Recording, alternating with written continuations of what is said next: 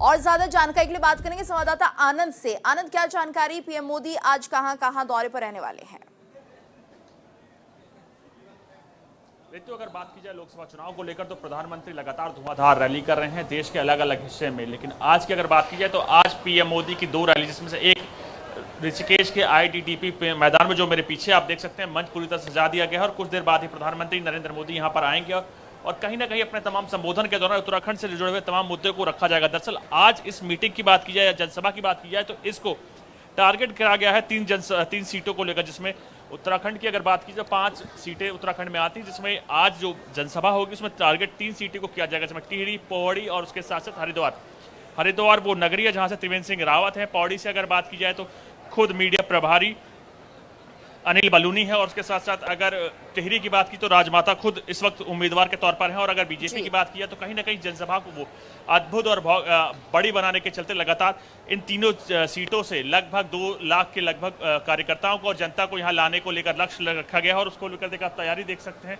तमाम तैयारी आखिरी दौर में चल रही है। अगर पुलिस प्रशासन की बात की जाए तो सेफ्टी और सिक्योरिटी को देखते हुए कई स्थानों से पुलिस प्रशासन को यहाँ लाया गया, डिप्लॉयमेंट किया जा रहा है और तमाम लोगों को जो यहाँ से अतिथि आ रहे हैं उनका तमाम चेकिंग के बाद ही प्रॉपर अंदर आने दिया जा रहा है। और उसके साथ साथ हैवी डिप्लॉयमेंट किया गया, क्योंकि प्रधानमंत्री उत्तराखंड आते हैं तो कहीं ना कहीं उसका एक अपना महत्व था। उत्तराखंड देश की वो धरती है या कहें भारत की वो धरती है जहां यूसीसी लाया गया था और कहीं ना कहीं उसका एक बड़ा मैसेज देश भर में गया था, जिसके बाद से पीएम कोशिश कर रहे हैं कि उत्तराखंड में क्लीन स्वीप किया जा सके, क्योंकि 5 सीट आते हैं, 5 को हर बार 2014 में बीजेपी जीती, 2019 में जीती थी, उसके बाद 2024 में उसको रिपीट किया जा सके, उसको लेकर लगातार रणनीति पे काम किया जा रहा है। उससे पहले भी प्रधानमंत्री यहाँ आ चुके हैं और आज फिर प्रधानमंत्री पहुंचेंगे तो कहीं ना कहीं इसका अपना महत्व होता है। जी ऋतु। बिल्कुल। और आनंद, ये देखिए कि इस बार चुनावी मुद्दे जो है वो कहीं लुप्त होते जा रहे हैं और राम मंदिर का एक मुद्दा काफी बड़ा हो चला है, भ्रष्टाचार का मुद्दा काफी बड़ा हो गया है इस वक्त। क्या लग रहा है उत्तराखंड में कौन से ऐसे मुद्दे हैं जिनको लेकर जनता एक्टिव है और वो चाहती है इनका निदान?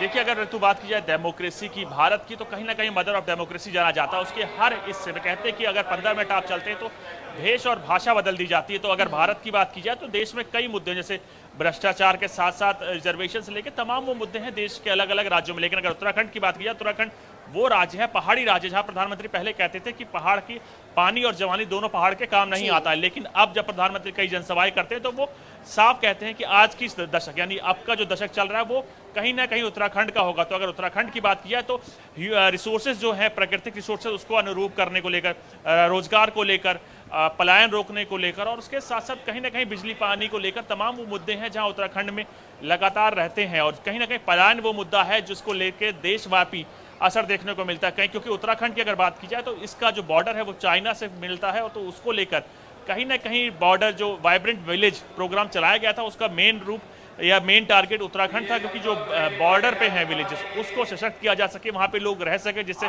कहीं ना कहीं वो हमारी सेफ्टी और सिक्योरिटी के साथ साथ वो स्नैपर्स हो सके, वो हमारे गुप्तचर हो सके, जो हमें हमारी कई चीज़ें लोगों को सेना के साथ हम तक पता लग सके। तो कहीं ना कहीं उत्तराखंड को लेकर मोदी सरकार ने पिछले 10 साल में कई काम किया। और खुद अगर पुष्कर सिंह धामी की बात किया तो यूसीसी कुछ दिन पहले ही लेकर आए थे, जिसका मैसेज उत्तराखंड से होते हुए पूरे देश में गया था। अगर उत्तराखंड की बात की जाए 5 लोकसभा सीट आती, ज़्यादा असर लोकसभा चुनाव पर नहीं पड़ता है, लेकिन जो मैसेजिंग देने का दौर था तो वो यूसीसी ने पूरे देश में मैसेज दिया कि कहीं ना कहीं यूनिफॉर्म सिविल कोड लाना चाहिए। उसको लेकर तमाम जगह चिरहाएं हुई और यही कारण है कि राम मंदिर वो मुद्दा है। कहीं ना कहीं राम मंदिर का मुद्दा भी यहाँ से आता है, क्योंकि ये देवभूमि है, कहीं ना कहीं उससे जुड़ता है और यही कारण है कि देवभूमि को लेकर भी लगातार प्रधानमंत्री आते हैं, आदि कैलाश आए हैं, तमाम वो चीजें की हैं पीएम ने जो कहीं ना कहीं लोगों को दिल को छू सके। और 2000 लोकसभा चुनाव को लेकर बीजेपी कोशिश कर रही है कि इस प्रदेश यानी जो उत्तराखंड है उसको लगातार स्वीप किया जा सके, क्लीन स्वीप किया सके, यानी 5 की 5 सीटें बीजेपी जीते।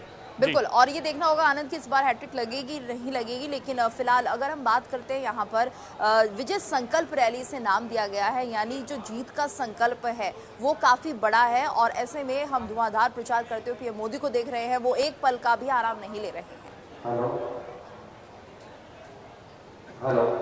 ऋतु, अगर बात की जाए पीएम मोदी की तो आप देखिए लगातार उनकी रैली आप एक दिन में देखेंगे तो 2 से 3 रैली और एक जनसभा आपको देखने को मिलेगी और कहीं ना कहीं रोड शो भी कई बार देखने को मिलता है।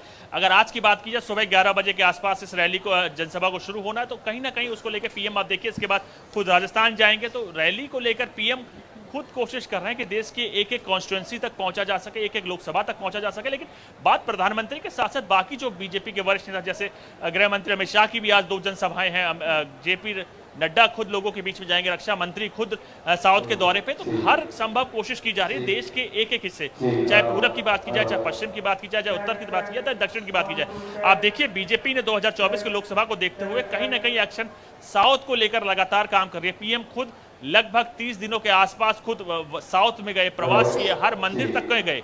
और उसके साथ साथ आप देखेंगे पिछले 4-5 दिन लगातार गृह मंत्री खुद साउथ में गए। उसके साथ साथ रक्षा मंत्री अगर राजनाथ सिंह की बात की जाए, परसों ही उनका रोड शो था, आज फिर वो साउथ जा रहे हैं। और खुद अगर निर्मला सीतारमण की बात की जाए, बिल्कुल आनंद, और ये साउथ को लेकर बीजेपी ने एक नारा ये भी दिया जा रहा है पीएम मोदी की तरफ से कि मोदी की गारंटी। अब देखना होगा कि लोगों को ये गारंटी कितनी पसंद आती है। बहुत बहुत धन्यवाद आनंद।